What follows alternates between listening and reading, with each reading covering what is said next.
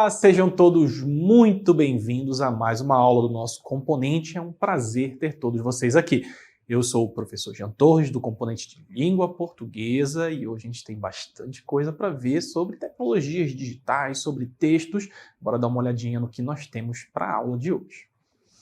Então é a nossa aula 67, com o objeto de conhecimento e efeitos de sentido, exploração da multissemiose, com o detalhamento, gêneros digitais de imprensa, blogs, vlogs, jornais digitais, hipertextos e hipermídias. Então, quando vocês podem observar, bastantes conteúdos que têm a ver com os nossos gêneros digitais. A gente vai ver tudo isso na aula de hoje. Vamos a ela.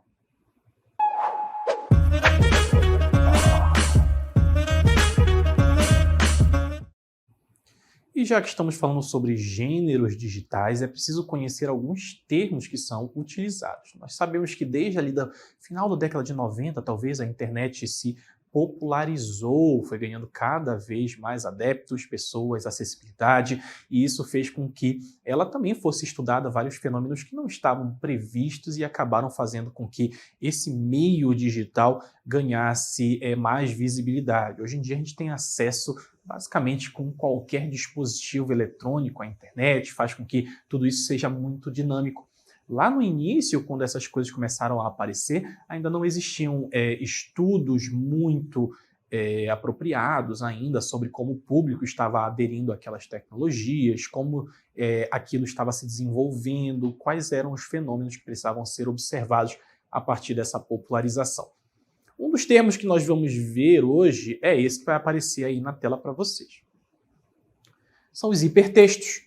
E isso faz, o hipertexto ele faz com que a lógica digital ela ganhe uma proporção que ainda não havia tanta quando se tratava de suportes físicos como o jornal. A gente vai ver que é possível sim ter hipertextos nesse tipo de documento, mas os digitais eles são o que mais contém essas variações. Então, os hipertextos, como diz ali, são documentos digitais que contêm links.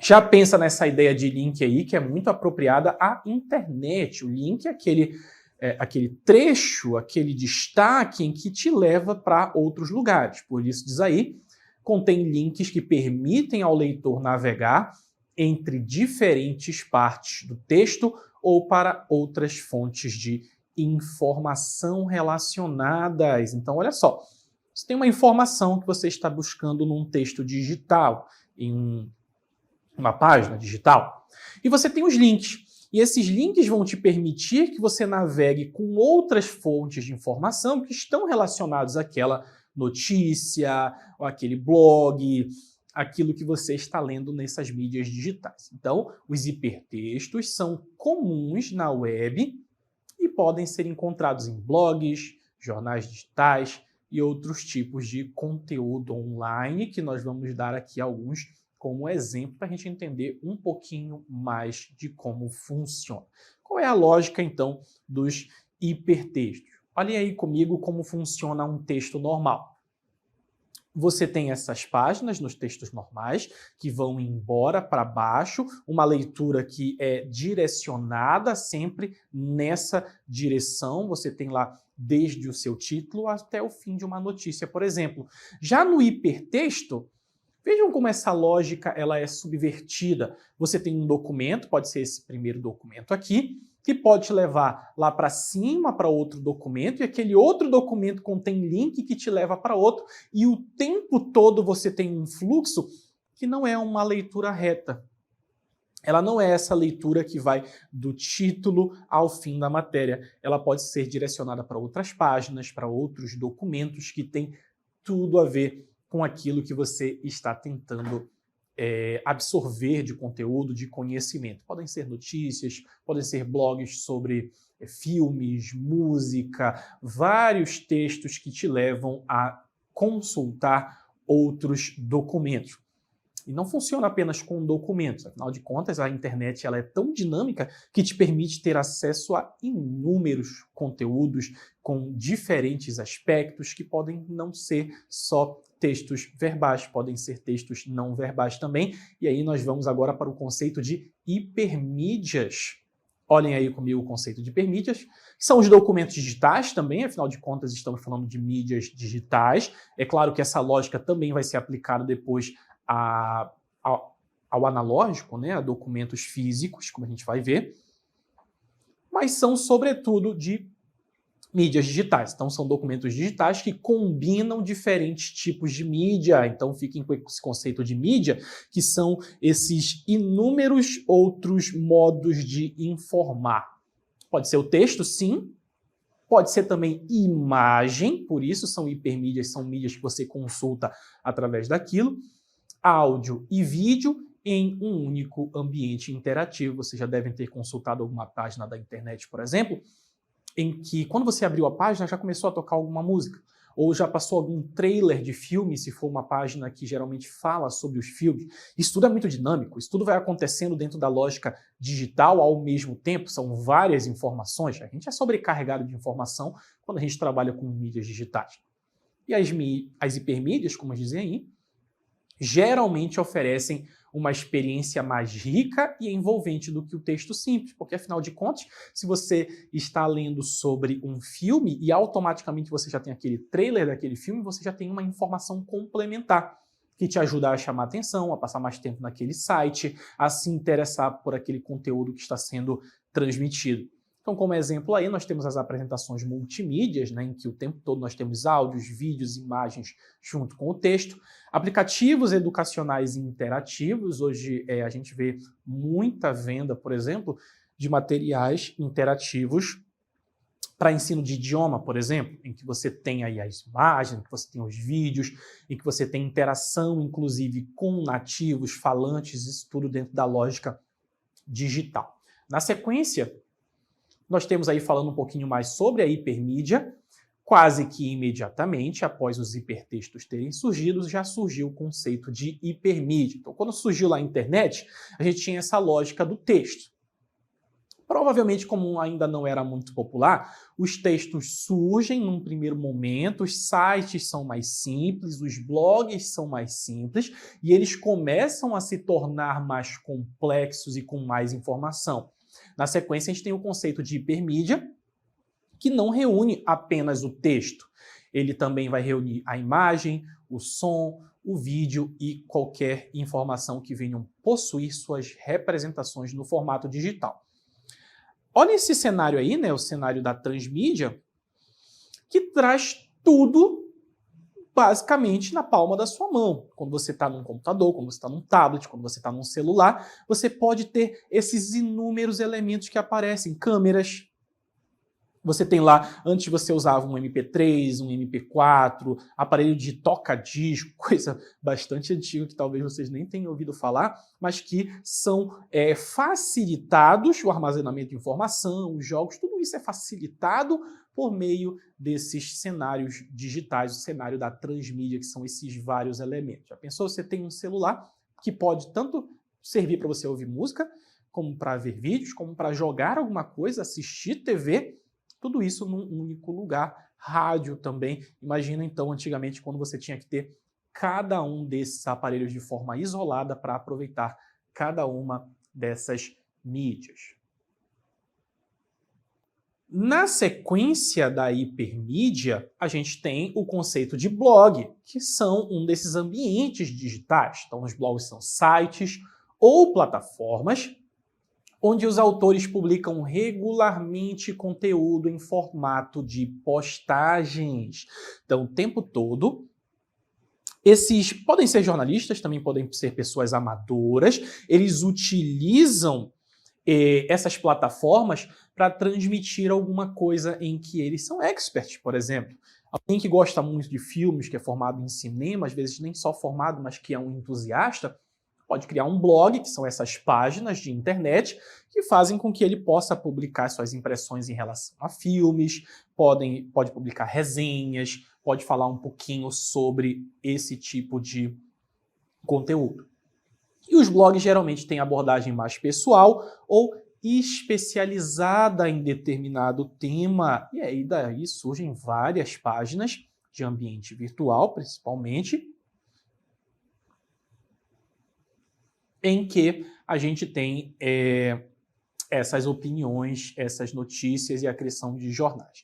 Então, na sequência aqui da gente falar de blog, a gente vai trazer para vocês um pouquinho um exemplo de como pode funcionar um blog. É claro que um blog pode se transformar em alguma coisa mais séria, não que os blogs não sejam sérios, claro, mas às vezes eles têm uma linguagem mais solta, ele tenta se comunicar mais com aquele público digital. Aqui nesse caso a gente traz um do Fundo Brasil, que traz algumas matérias, conteúdo interessante para a gente tentar entender o mundo. Esse aqui é sobre os direitos dos povos indígenas, com o título Povos Indígenas atualmente quebre estereótipos. Aqui você pode ver então esse título. Percebam aqui no canto que nós temos os posts recentes e assim vai funcionar os hipertextos. Você tanto pode estar falando aquilo nesse blog, como você pode se interessar por outros assuntos, pode se interessar mais sobre aquele assunto também, com posts com relação, e aí eu posso clicar em um deles e ir para outro conteúdo. Essa leitura, então, ela não é feita apenas aqui, ó. Ela também é feita nos cantos. Bora dar uma olhadinha no que diz esse blog? Em grande parte das vezes, nos referimos aos povos indígenas genericamente como índios, porque o senso comum produzido pelo imaginário popular e a falta de conhecimento nos leva a resumir diversos povos e diferentes culturas indígenas a uma figuração. Então, o texto ele vem problematizar, nesse primeiro momento, os termos e de como eles são utilizados de forma genérica. No entanto, isso pode gerar um distanciamento da realidade dos povos indígenas atualmente, que hoje lutam por diferentes causas em diferentes cenários. Para te ajudar a eliminar os principais estigmas sobre os povos indígenas, desenvolvemos esse artigo com alguns fatos. Então perceba que é uma linguagem, ao mesmo tempo que ela tenta ser uma linguagem também jornalística, mas ela não é só aproximada ao jornalismo, ela também te chama a pensar sobre aquele tema. É quase como se topicalizasse, fizesse uma lista, que é muito comum hoje nas redes sociais. Quantos povos indígenas há atualmente no Brasil? Segundo o último censo, realizado pelo IBGE em 2010, há 817.963 indígenas, representando 305 diferentes etnias. Foram registradas 274 línguas indígenas, o que representa uma riqueza cultural ainda pouco conhecida. Desses mais de 800 mil indígenas, 502.783 vivem na zona rural, 315.180 habitam as zonas urbanas brasileiras. Este censo revelou que em todos os estados da federação, inclusive do Distrito Federal, há populações indígenas. Então, falando um pouquinho sobre como elas estão distribuídas por todo o Brasil, por mais que a gente tenha o estigma de acreditar que povos indígenas estão principalmente no norte ou ali na parte do centro do Brasil, o que não é verdade. Eles estão espalhados por todo o Brasil, inclusive sul e sudeste também já foi possível identificar essas comunidades. Aqui fala, por exemplo, sobre o Distrito Federal, sobre a capital, onde também é identificado algumas dessas populações. A FUNAI também registra 69 referências de indígenas ainda não contatados. Interessante, né? Falando que tem até tribos que nós não tivemos contato algum, mas sabemos da sua existência. Além de existirem grupos que estão requerendo o reconhecimento de sua condição indígena junto ao órgão federal indigenista. Com relação às 274 línguas faladas, o censo demonstrou que cerca de 17,5% da população indígena não fala a língua portuguesa. São vários fatos interessantes, né? Percebam que tem a ver, obviamente, com pesquisas, trazem dados relevantes, feitos de pesquisas sérias, mas ao mesmo tempo ele não quer falar como se fosse um artigo científico apenas. Não, quer transmitir isso quase como uma curiosidade para que a gente entenda e acabe com alguns estigmas, com alguns preconceitos que nós temos por não conhecer essas culturas de forma aprofundada. Esta população, em sua grande maioria, vem enfrentando uma acelerada e complexa transformação social. Vivem em busca de novas respostas para sua sobrevivência física e cultural e garantir às próximas gerações melhor qualidade de vida. Olha outra curiosidade que ele vai trazer, percebam que é bem topicalizado, pontuado, como se dissesse, 10 fatos sobre indígenas que vocês não sabiam no Brasil. É quase isso, mas de uma forma um pouco mais formal. Qual é o tipo de vestimenta dos povos indígenas atualmente? Tem aqui o crédito da foto, percebam que o tempo todo a gente tem essas mídias, tanto o texto escrito quanto o texto não verbal, como as imagens, tudo isso funcionando como uma espécie de documentação digital de tudo aquilo que está sendo transmitido. Então é muito comum que se imagine os indígenas usando vestes trabalhadas em penas, folhas e outros elementos naturais. Falando um pouco sobre o estereótipo do indígena, né? Aquilo que a gente pensa que é o indígena, mas que na verdade é equivocado na maioria das vezes. Mais uma vez, o imaginário popular limita a percepção. De modo geral, os povos indígenas atualmente se vestem como os não indígenas de acordo com o clima. O estilo da vestimenta depende de a pessoa indígena habitar a área rural ou urbana. Em tempos festivos ou cerimônias, é comum que os povos indígenas, de acordo com a sua cultura, usem trajes e adornos característicos de sua ampla variedade cultural. Depois vai falar sobre onde os povos indígenas residem. Assim como nas vestimentas, há uma distorção sobre a forma de moradia dos povos indígenas atualmente no Brasil.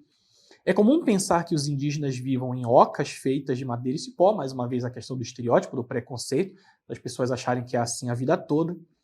Mas de acordo com o último censo do IBGE, apenas 12,6% dos domicílios são do tipo oca ou maloca. Isso é bem pouco, né? Considerando que as pessoas acham que todos os indígenas vivem em oca ou maloca, 12,5% representa um pouco mais de 1/10 dessa população. No restante, predominam as casas. No âmbito do censo 2010, 505 terras indígenas foram reconhecidas e correspondiam a 12,5% do território brasileiro, com significativa concentração na Amazônia Legal. E foram consideradas terras indígenas as que estavam em uma de 4 situações, que eram as declaradas, com essas portarias que ele vai falar e aguardando demarcação, homologadas, já demarcadas com limites, regularizadas, que após a homologação foram registradas em cartório. As reservas indígenas, que são terras doadas por terceiros, adquiridos ou desapropriadas pela União. Agora, uma coisa interessante para a gente exemplificar um pouquinho de como vai funcionar esses hipertextos. Na sequência, ele diz: mas não se quantifica as terras indígenas por direito, determinadas pela Constituição de 1988. Sobre essa questão, a Constituição diz que... Agora vejam que Constituição está sublinhado, porque ela está aqui em forma de link.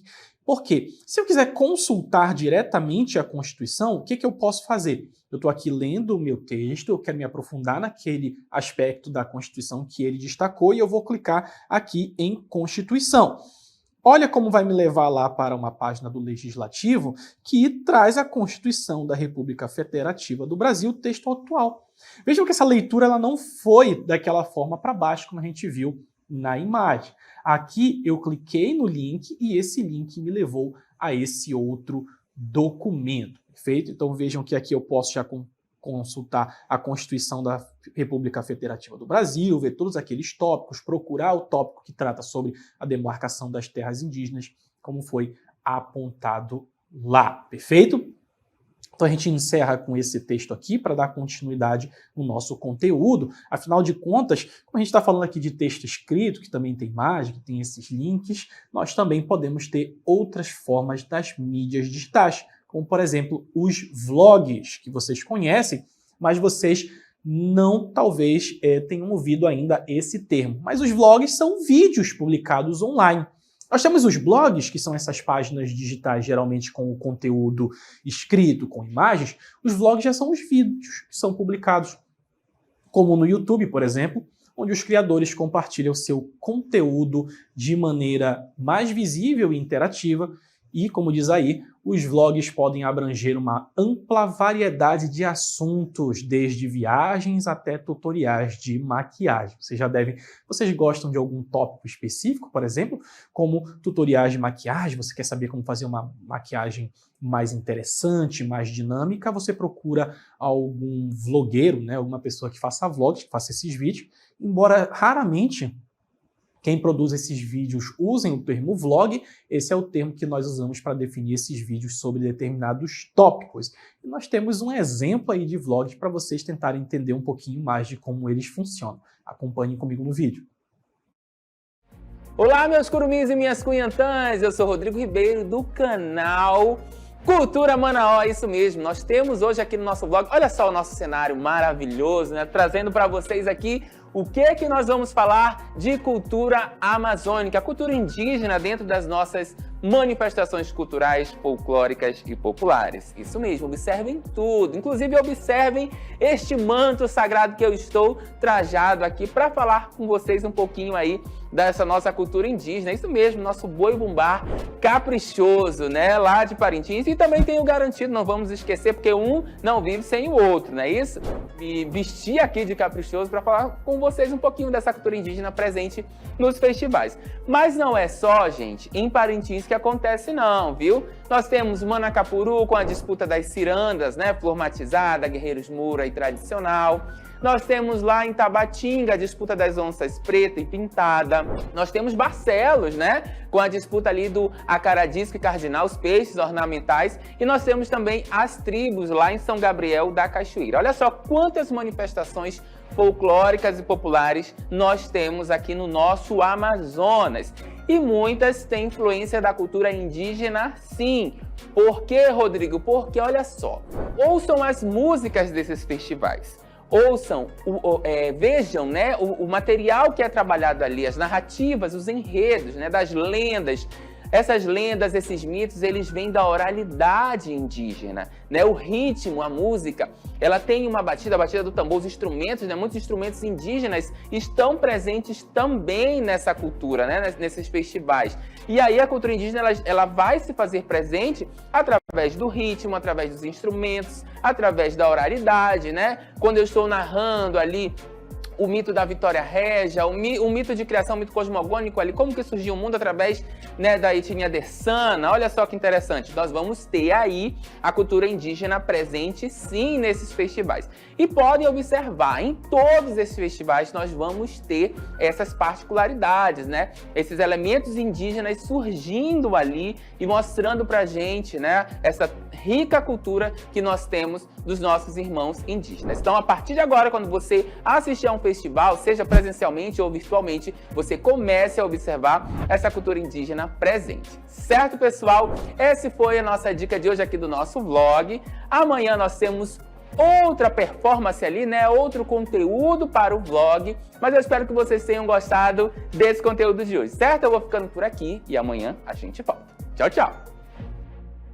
Olha aí, o que vocês perceberam nesse vídeo, nesse vlog, nessa apresentação? Percebam todos os elementos digitais, tudo aquilo que a gente costuma ver em tutoriais de maquiagem. Só que a gente sabe que tutorial de maquiagem não é a única coisa. Você pode ter canais sobre computadores, você pode ter canais sobre videogames ou canais sobre a cultura amazonense, como a gente viu aí nesse exemplo. Quem nunca ouviu lá o deixa o like, sigam o nosso canal. Tudo isso aí faz parte de uma dinâmica que foi se constituindo à medida que esses gêneros eles foram se popularizando, perfeito?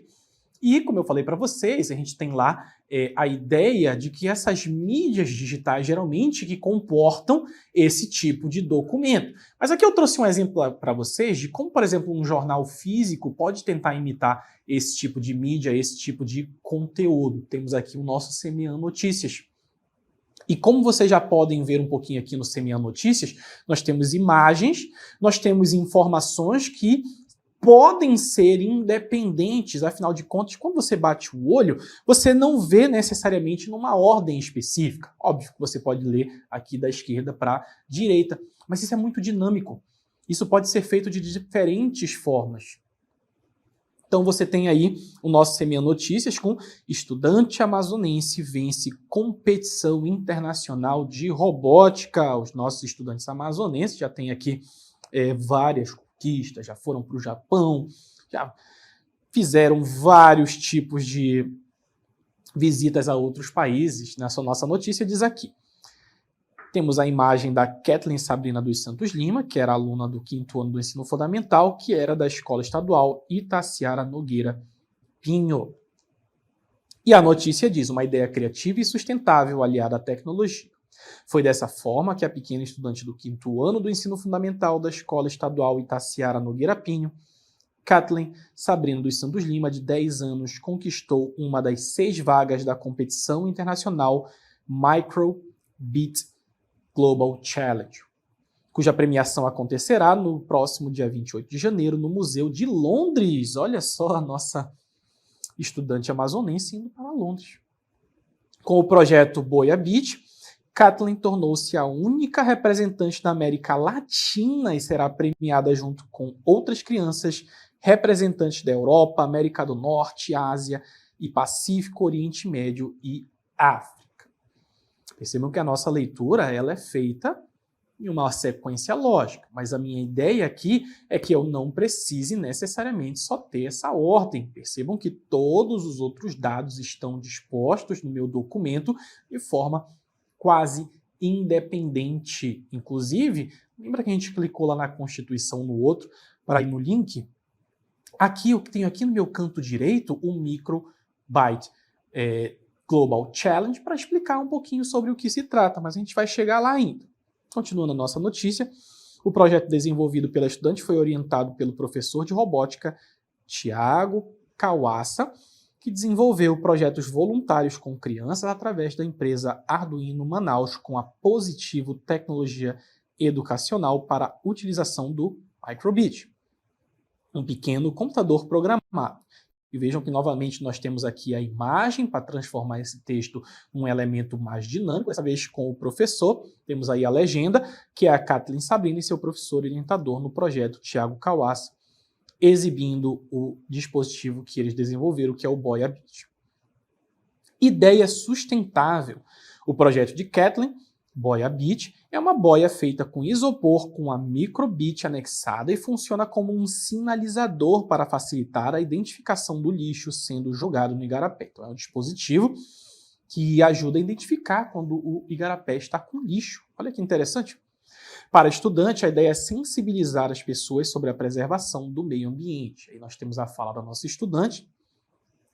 Eu quis fazer alguma coisa para mudar essa realidade, para que as pessoas parem de jogar lixo nos igarapés.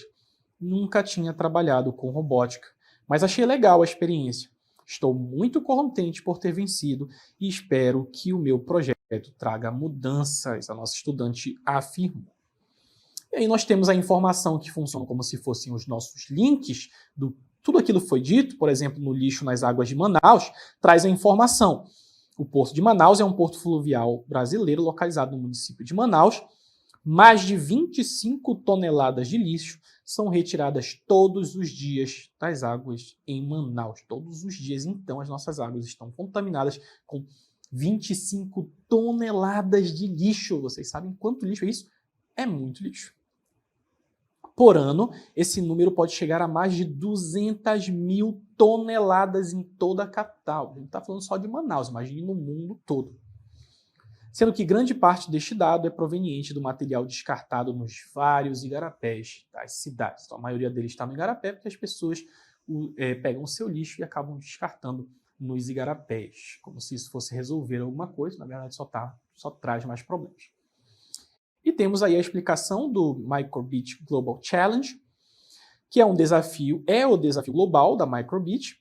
Para estudantes de 8 a 18 anos, ele busca testar a imaginação dos participantes, combinando a criatividade e tecnologia, a fim de encontrar soluções para os objetivos globais da ONU e lidar com os problemas que enfrentamos hoje. E a gente tem aí o local em que é feito, né, esse encontro, que é o Museu de Londres, que é dedicado à história lá da capital da Inglaterra. Perfeito? Então a gente teve aí vários exemplos dessas mídias, desses hipertextos, dessas hipermídias que fazem com que a leitura hoje, principalmente no ambiente digital, ela seja muito mais dinâmica e traga informações que podem ser retiradas de outros ambientes virtuais que não só naquela leitura que é retilínea. Perfeito?